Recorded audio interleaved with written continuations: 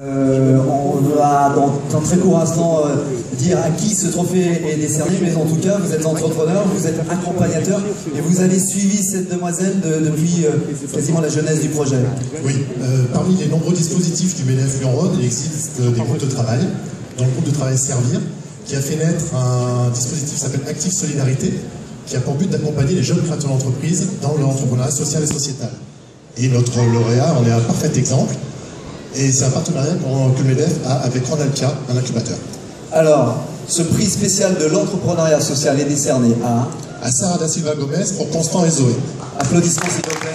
Merci beaucoup.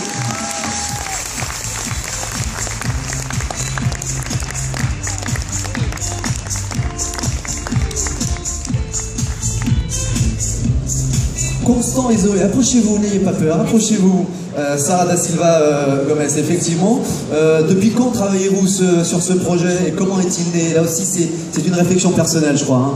Oui, alors effectivement, je travaille sur le projet Constant et Zoé depuis déjà 2 années.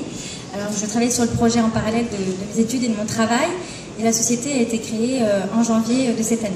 Que faites-vous? Que proposez-vous surtout? Alors, Constant et Zoé est une jeune marque de vêtements et accessoires astucieux pour les enfants en situation de handicap.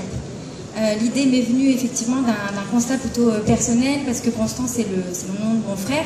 Sans rentrer dans les détails, j'ai très vite été confrontée aux problèmes liés à l'habillage et j'ai décidé de proposer une solution pour faciliter le quotidien à la fois des familles et des professionnels de la santé.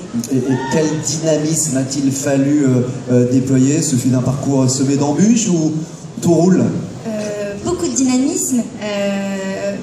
De l'accompagnement, donc là c'est l'occasion de dire merci. Mais pas énormément d'embûches finalement, ça a été un parcours assez positif jusqu'à présent. Et là on est vraiment en phase de se concrétiser. On a terminé la collection et d'ailleurs si vous voulez bien je peux même vous faire une petite démonstration. On avait un lancement, faites passer votre... voilà, j'ai une question super osée à vous poser. Vous pouvez vous déshabiller? Uniquement pour la bonne cause. Regardez Constant et Zoé, la collection. C'est hyper pratique en fait.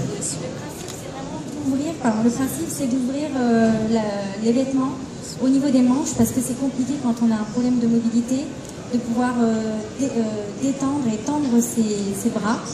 Donc ici on a un système simple et rapide normalement. C'est rapide. C'est rapide. Qui permet justement de pouvoir ouvrir le vêtement dans sa totalité. Et de ne pas avoir justement à faire mal à la personne qu'on habille ou à forcer sur ses membres.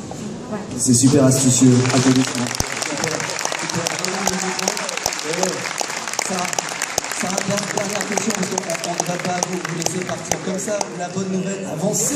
Oui, pardon, oui, la bonne nouvelle, parce que c'est le côté connecté de cette journée. Depuis hier, oui, que se passe-t-il? Depuis hier était un grand jour et aujourd'hui va être encore un plus grand jour.